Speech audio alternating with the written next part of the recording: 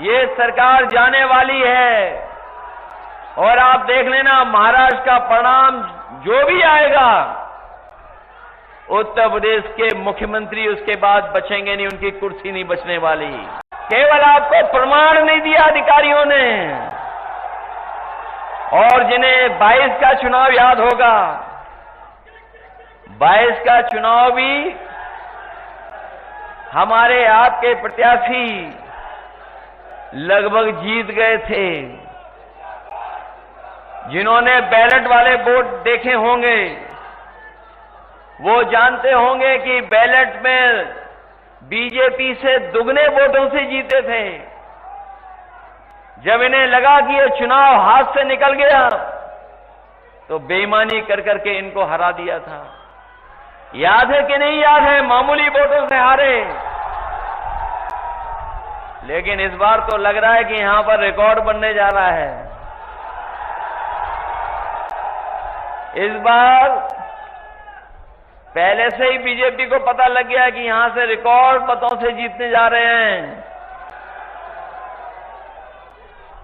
और मुझे तो ये लगता है कि पहली बार ऐसा समर्थन हर वर्ग से मिल रहा होगा। इतना समर्थन, इतना साथ और इतने समीकरण के साथ कभी चुनाव समाजवादी पार्टी के पक्ष में नहीं बना। इस बार तो ऐसा लग रहा है कि मुस्तफा सिद्दीकी साहब अभी तक की सबसे बड़ी जीत जीतने जा रहे हैं। और इसीलिए जो हमारे लखनऊ वाले हैं उनकी भाषा बदली बदली नजर आ रही है। उनका पीडीए का जो फुल फॉर्म है, जो पीडीए का फुल फॉर्म है वो भी नहीं समझ पा रहे हैं।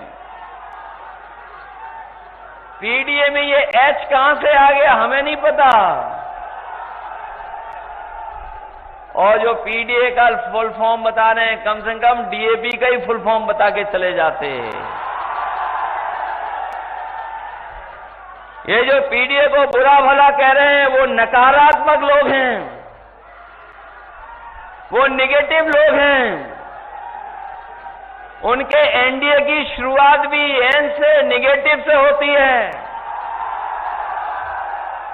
वो नकारात्मक लोग हैं। और जिन्होंने कल अखबार पढ़ा होगा अंग्रेजी का, जिन्होंने ध्यान से पढ़ा होगा, तो एक कोने में जाकर के एक बहुत बड़ी रिसर्च लें। अगर वो स्वस्थ रहना चाहते हैं तो नकारात्मक सोच से दूर हो जाएं। और जो हमें और आपको माफिया कहते हैं, गुंडा कहते हैं, बदमाश कहते हैं, मुझे तो लगता है कि जब वो घर से निकलते होंगे तो कभी आईना नहीं देखते होंगे। वो अगर आईना देख करके निकलने लगे तो पीडीए वालों को कभी माफिया नहीं कह सकते हैं। ये पीडीए पॉजिटिव पॉलिटिक्स का आंदोलन है। ये हमारी सकारात्मक सोच का आंदोलन है। पीडीए का मतलब है प्रोग्रेसिव है, पॉजिटिव है। हम लोग सबका साथ और सबका विकास कर करके पीडीए को आगे बढ़ाना चाहते हैं। लेकिन पीडीए को देख करके कुछ लोगों को पेट में दर्द हो रहा है। उस दर्द को भी अगर कोई दूर करेगा तो पीडीए ही करेगा और आपका वोट, एक एक वोट आपका करेगा। इसलिए हम आपसे कहना चाहते हैं कि ये चुनाव जरूर उपचुनाव है, लेकिन ये उपचुनाव संदेश देगा आने वाले समय को लेकर के जो 2027 में चुनाव होने जा रहा है। और जिन्होंने इतने सालों में काम नहीं किया है उनसे आप उम्मीद भी क्या कर सकते हो। समय समय पर उन्हें हाई कोर्ट, सुप्रीम कोर्ट ने डांटा है। जो अपने न्याय को और न्याय के लेकर के जगह जगह पर बुलडोजर लेकर के चलते थे, हम पीडीए के लोग और समाजवादी लोग कभी भी बुलडोजर को न्याय का प्रतीक नहीं मान सकते हैं। हम धन्यवाद भी देना चाहते हैं सुप्रीम कोर्ट को और बधाई भी देंगे उस फैसले को लेकर के, जिस फैसले ने हमेशा हमेशा के लिए बुलडोजर को रोकने का काम किया है। न केवल बुलडोजर को रोका है बल्कि सरकार पर जुर्माना भी लगाया है और जुर्माने के साथ साथ सुप्रीम कोर्ट ने यह भी कहा है कि ऐसे दोषी अधिकारी जिन्होंने ऐसी कार्रवाई की है उनके खिलाफ भी कार्रवाई हो, और अगर अभी कार्रवाई नहीं होगी तो हम अपने साथियों को भरोसा दिलाते हैं जिन्होंने अन्याय किया है, गरीबों को उजाड़ा है, गरीबों के साथ नुकसान पहुंचाया है, उनके साथ भी कभी न कभी कार्रवाई होगी, उनको भी उसके सामने से गुजरना पड़ेगा। ये जो दोषी लोग हैं, जब से सुप्रीम कोर्ट का ऑर्डर आया है बहुत से अधिकारियों में सुधार अपने आप आ गया है और सुधार आना शुरू हो गया है। ऊपर से तो दिखाई देंगे आपके खिलाफ, लेकिन अंदर ही अंदर आपका भी साथ दे रहे हैं, अंदर ही अंदर साथ दे रहे हैं, क्योंकि वो ये जानते हैं ये सरकार अब चलने वाली नहीं है, ये सरकार जाने वाली है। और आप देख लेना महाराष्ट्र का परिणाम जो भी आएगा, उत्तर प्रदेश के मुख्यमंत्री उसके बाद बचेंगे नहीं, उनकी कुर्सी नहीं बचने वाली।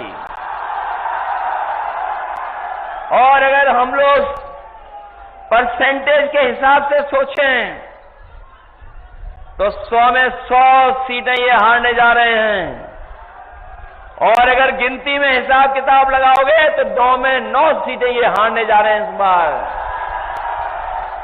इसीलिए सब ताकत लगा रहे हैं। जब इन्हें पता लगा कि जनता इनके साथ नहीं है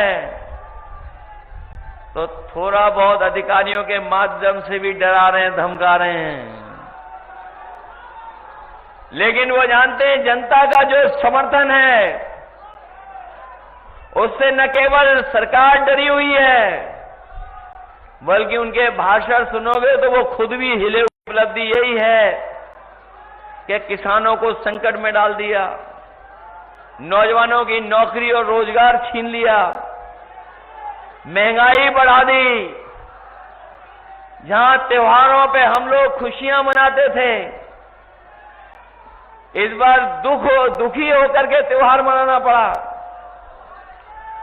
जो मिठास थी वो त्योहारों की मिठास छीन ली सरकार ने, और महंगाई कहां पहुंचा दी। महंगाई आज भी बढ़ती चली जा रही है, और जो शादी ब्याह जो करना चाहते हैं गरीब परिवार के लोग, वो कभी दुकान की तरफ जाते होंगे सोना लेने, तो बताओ आज सोना कहां पहुंच गया है। जब बीजेपी की सरकार आई थी उस समय क्या कीमत थी बाजार में, और आज लगभग लाख के पास पहुंचा जा रहा है। जहां महंगाई जरूरत की चीजों की बढ़ाई है, वहीं जमाखोरी कर करके अपने लोगों को मुनाफा भी ये सरकार सीधा सीधा पहुंचा रही है। ये मुनाफा कमाने वाले लोग हैं। जब मुनाफा बढ़ाते हैं तब महंगाई बढ़ती है। ये महंगाई इसलिए बढ़ा रहे हैं क्योंकि ये अपने लोगों को मुनाफा देना चाहते हैं, मुनाफा पहुंचवाना चाहते हैं। इसलिए उस चुनाव में हम आपसे सहयोग और समर्थन मांगने आए थे। पहले भी हम लोग आए थे जब लोकसभा का चुनाव था, और लोकसभा के चुनाव में भी हम लोगों ने आपसे अपील की थी और ये कहा था कि लोकतंत्र खतरे में है, संविधान खतरे में है। वो बात अभी वही है, अभी भी संविधान और लोकतंत्र खतरे में है, क्योंकि ये सरकार न संविधान के हिसाब से चल रही है और न ही उन अधिकारों को लोकतंत्र में जो आम लोगों को मिले हुए हैं उनकी कोई परवाह कर रही है। और इसीलिए आपने देखा है समय समय पर हाई कोर्ट, सुप्रीम कोर्ट सरकार के खिलाफ कोई न कोई फैसला सुनाती है, लेकिन सरकार परवाह नहीं कर रही। हमारा लोकतंत्र और संविधान तभी बचेगा जब लखनऊ से और दिल्ली से भारतीय जनता पार्टी की सरकारों का सफाया होगा। ये दोनों जगह से सरकार हटेगी, तभी जाकर के हमारा लोकतंत्र और संविधान सुरक्षित होगा। वरना तो जिस तरीके से ये समय समय पे हमला कर रहे हैं, आज भी यूनिवर्सिटी कॉलेजों में जो आपको अधिकार मिलने चाहिए वो नहीं मिल पा रहे हैं। जो अपॉइंटमेंट हो रहे हैं वो मनमर्जी हो रहे हैं, अपने हिसाब से कर रहे हैं ये लोग। जो अपॉइंटमेंट हो रहे हैं, जो अपॉइंटमेंट करने वाले लोग हैं, वो भी इन्हीं के लोग हैं, इन्हीं के हिसाब से अपॉइंटमेंट कर रहे हैं। अभी भी वाइस चांसलर या उस तरह के जो अपॉइंटमेंट हैं, वो अगर किसी एक विचारधारा से जुड़ा है तो उसका अपॉइंटमेंट हो जाएगा। अगर वो लोकतांत्रिक है और संविधान के पक्ष में उसके विचार होंगे तो उसको मौका नहीं मिलेगा, अपॉइंटमेंट नहीं होगा। जाकर के किसी भी यूनिवर्सिटी को देख लीजिए, अभी भी 15% से ज्यादा पीडीए परिवार के लोगों के अपॉइंटमेंट नहीं हो पा रहे हैं।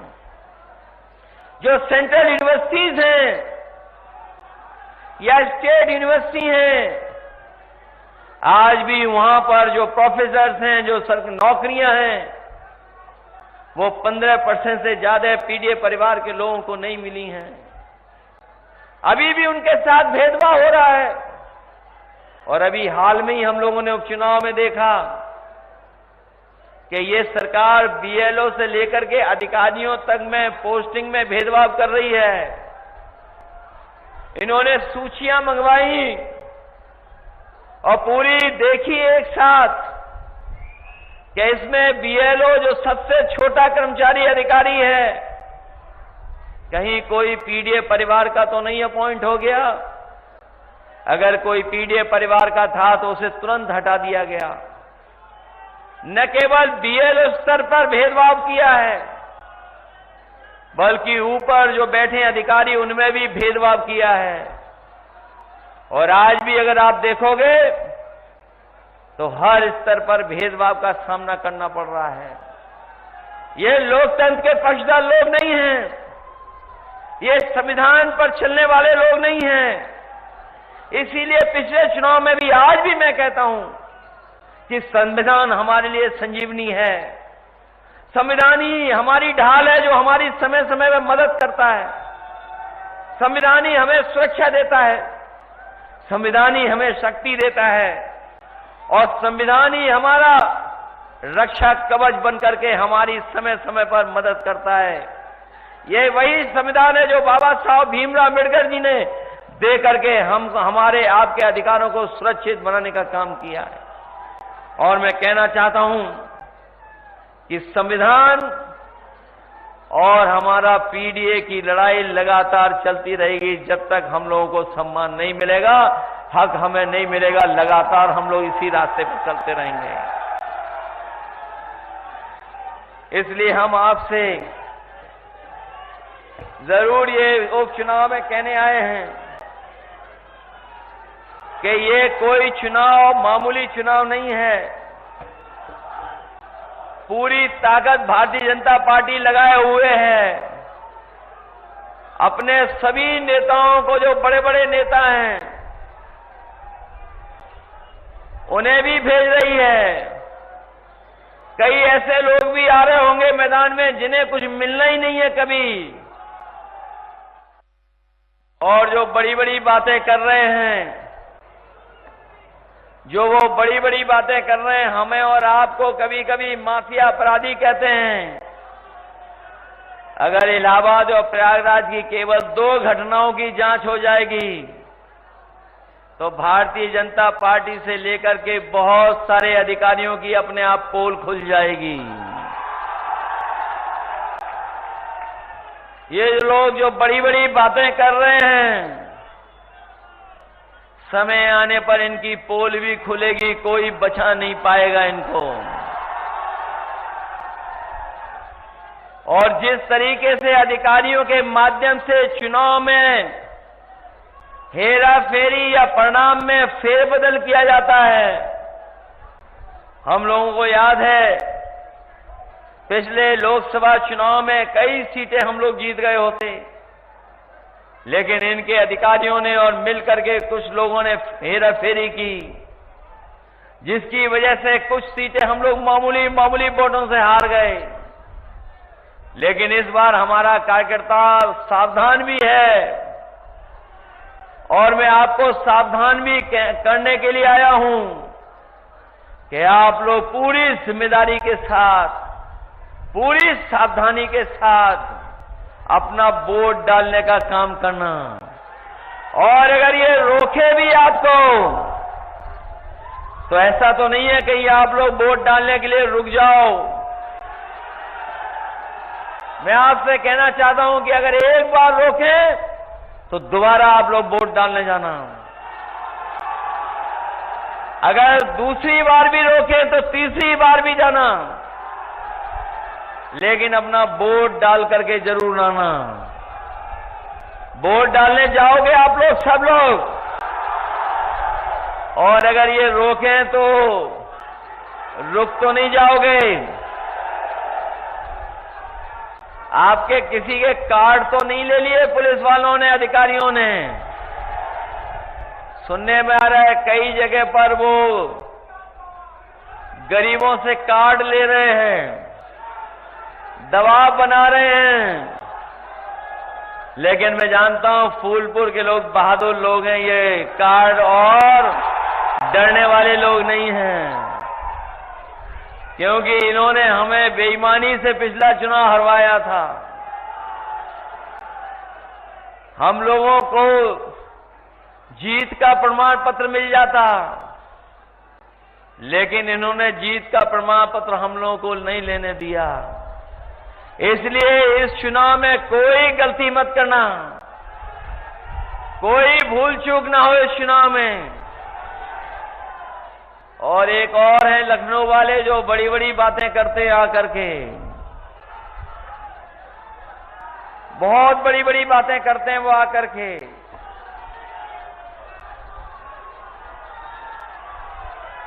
लेकिन इस बार तो प्रयागराज के नौजवानों ने ये संदेश दे दिया है और जो आंदोलनकारियों ने एकदम संदेश साफ कर दिया है, और जो माहौल बना है वो योगी बनाम प्रतियोगी माहौल बन गया है। और हमारे मुख्यमंत्री जी तो बहुत पढ़े लिखे हैं, बहुत जानकार हैं, और इतने जानकार हैं कि सब उल्टा पुल्टा करते हैं। जहां कम बोलना चाहिए वहां ज्यादा बोलते हैं, और इसीलिए कम बोलने की हमारे धर्म में पुरानी परंपरा रही है। इसीलिए हमारे आपके धर्म में मौनी बाबा भी होते हैं, लेकिन ये जब बोलते हैं तब कड़वा बोलते हैं। इनकी नकारात्मक सोच ही है जो नकारात्मक भाषा बना रही है इनकी। अब तो जनता भी समझ गई है इनकी इन सब बातों को, इसलिए जनता भी सावधान है। और इस सरकार से तो बहुत सावधान है, क्योंकि जो लोग कहते थे डबल इंजन, वो अब डबल इंजन एक दूसरे से टकरा रहे हैं, और टकरा इसलिए रहे हैं जो ये कहते थे कि कानून व्यवस्था में जीरो टॉलरेंस अपनाएंगे, वो अभी तक अपना डीजीपी अपॉइंट नहीं कर पाए हैं परमानेंट। अभी भी कार्यवाहक अधिकारियों से काम ले रहे हैं और जो 50वें पायदान पे था उसे सबसे ऊपर बैठा दिया। तो सोचो जो नीचे वाले हैं कितना बुरा मान रहे होंगे। जो 50वें पायदान पे था वो सबसे ऊपर है, तो नीचे वाले क्या कर रहे हैं? और ये पहली बार यूपी में देखने को मिल रहा है कि अभी तक तो ये देखते थे कि पुलिस चोर को पकड़ रही है, लेकिन अब तो पुलिस को पकड़ रही है। अभी हाल ही में आपके बगल में जानकारी मिली कि कुछ लोग जुआ खेल रहे थे और जुआ की जानकारी पुलिस को पता लग गई। उनका एक अधिकारी गया और पूरा पैसा भर ले गया, और वही जानकारी जब हमें मिली तो हमने सोशल मीडिया पे डाली। उन्होंने कहा कि नहीं, ऐसी कोई घटना नहीं हुई है, लेकिन हम अपने पत्रकार साथियों का धन्यवाद देंगे। ये भी बहुत खोजी होते हैं, ये भी कहीं से सीसीटीवी की फुटेज निकाल के ले आए और उन्होंने भी सोशल मीडिया चैनल पे चला दी, और देखने को मिला कि वही पुलिस के अधिकारी है बैग लेकर के जा रहे हैं सीसीटीवी कैमरे के अंदर। बाद में सस्पेंड होना पड़ा। न केवल ये एक घटना है, बल्कि हमारे बलिया और गाजीपुर के लोग जानते होंगे, एक थाने की कमाई लाखों में थी प्रतिदिन कमाई लाखों में थी, लाखों में। कोई कहता था 5 लाख, कोई कहता था 10 लाख, कोई कहता था 15 लाख। उसकी कमाई को रोकने के लिए एडीजी और बड़े बड़े अधिकारियों को जाना पड़ा, और जब छापा पड़ा उस थाने पर तो पुलिस भाग गई और पैसा भी बरामद हुआ है। सोचिए, ये है पुलिस जीरो टॉलरेंस वालों की। और मैं आपसे ये भी कहना चाहता हूं, जो महिलाएं और बेटियों की सुरक्षा की बात कर रहे हैं, पूरा रिकॉर्ड उठा करके देख लें आप। इतनी महिलाएं बेटियों ने कभी आत्मदाह करने की कोशिश नहीं की होगी जितना भारतीय जनता पार्टी की सरकार में हो रही है। और अगर मुख्यमंत्री जी ये कहते हैं कि समाजवादी सरकार में ये घटनाएं होती थी, तो कम से कम उन पर कोई आधार तो होगा, कहीं से आंकड़े तो लाए होंगे। अगर हम आंकड़े देखेंगे एनसीआरबी के, तो सबसे ज्यादा असुरक्षित अगर कहीं महिलाएं और बेटियां हैं तो वो उत्तर प्रदेश में, वो भी बीजेपी की सरकार में। और अभी आपने अखबार पढ़ा होगा, लखनऊ में आत्मदाह बेटियां न करें, महिलाएं न करें, उसके लिए अलग से एक फोर्स का गठन हुआ है। सोचिए, जिस सरकार को अलग से फोर्स का गठन करना पड़ रहा हो, और वो फोर्स का गठन इसलिए हो रहा है क्योंकि थाने और तहसील पर कोई सुनवाई नहीं है। गरीब जाए तो कोई सुनवाई उसकी नहीं है, कहीं न्याय नहीं मिल रहा है। और जो अच्छी योजनाएं हम लोग चला रहे थे, उन योजनाओं को भी इन्होंने बंद कर दिया, बिल्कुल खराब कर दिया। ये जो पुलिस के लिए हम लोगों ने 100 नंबर वाली व्यवस्था दी थी, जिससे हमारी पुलिस गांव में जाकर के मदद करे गरीबों की, किसी को थाने में ना आना पड़े, लेकिन इस सरकार ने सब कुछ उल्टा पुल्टा कर दिया। सुनने में आ रहा है, जब से ये नंबर बदला है 100 से 112, न केवल लूट बढ़ी है, बल्कि जो घटना पर जो सूचना मिलती है उसे पकड़ करके थाने में ला करके और लूटने का काम हो रहा है। सोचिए, ये है कानून व्यवस्था, ये है इनका काम करने का तरीका। मैं न केवल 2-3 घटनाएं बताई हैं मैंने, आए दिन ऐसी घटनाएं उत्तर प्रदेश में होती जा रही हैं, क्योंकि ये सरकार गरीबों की नहीं है, ये सरकार बड़े लोगों की है, उद्योग लगाने वालों की भी नहीं, बड़े बड़े उद्योगपतियों की है, और उनको मुनाफा पहुंचा रहे हैं। न सरकारी नौकरियां हैं, न रोजगार है, न काम है। इस सरकार ने सबके साथ भेदभाव कर करके धोखा देने का काम किया है। इसलिए इस चुनाव में आप मदद करिए हम लोगों की, और जो वस्त्र पहन करके हमें और आपको धोखा दे रहे हैं, इनको सबक सिखाइए, क्योंकि कोई वस्त्र से नहीं बनता योगी, अपने विचारों से योगी बनता है, बातचीत से योगी बनता है। और ये जो नारा लेके आए अंग्रेजों वाला, ये नारा अंग्रेजों का था, डिवाइड एंड रूल, ये नारा अब चलने वाला नहीं है। इस नारे को सब समझ गए हैं। इसलिए हम कहना चाहते हैं कि अंग्रेज तो चले गए, लेकिन उनके वचनवंशी और विचारवंशी आज भी हमारे आपके बीच में हैं, जो बांटना चाहते हैं। पीडीए जोड़ना चाहता है, हम जोड़ करके इनको हराने का काम करेंगे। हम एक दूसरे का सम्मान कर करके, जोड़ करके इनको हराने का काम करेंगे। इस चुनाव में मदद करिए आप लोग सब मिल करके, सब लोग सहयोग करिए आप लोग। हम अपने नौजवानों से भी कहते हैं मदद करिए सब लोग मिल करके। हमारे गरीब किसान भाई हैं, मदद करिए सब लोग। और ये क्षेत्र तो वो रहा है जो बहुत पुराना समाजवादी क्षेत्र रहा है। यहां कोई घबराता नहीं है, किसी की परवाह नहीं करता है। हम आपको भरोसा दिलाते हैं कि आप उपचुनाव जिताइए। हम सब लोग मिलकर के आपको 27 में सरकार बनाने का भी काम करेंगे।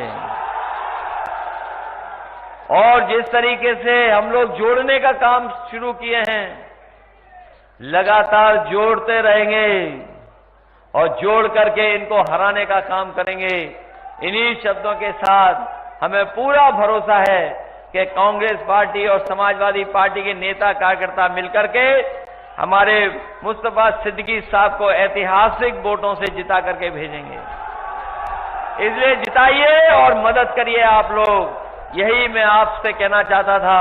और साथ ही साथ जो आंदोलन कर रहे हैं छात्र नौजवान, हम उनका समर्थन कर रहे हैं, हम उनका स्वागत करते हैं, उनको बधाई देते हैं। और जिस तरीके से ये सरकार उनके साथ अन्याय कर रही है, हम उसके अन्याय की निंदा करते हैं।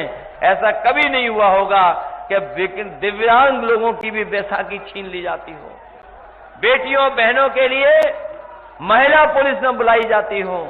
ऐसा हम लोगों ने कभी नहीं देखा। लेकिन ये भारतीय जनता पार्टी के लोग इन सीमाओं को लांघ गए हैं। लेकिन वो जान जाएं कि जनता लोकतंत्र में सबसे आगे होती है। और इस बार जनता ने मन बना लिया है कि भारतीय जनता पार्टी के लोगों को सबक सिखाएंगे। इसलिए मदद करिए आप सब लोग, और मुस्तफा सिद्दीकी साहब को ऐतिहासिक वोटों से जिता करके भेज देना।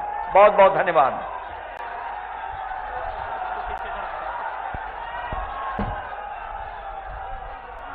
एक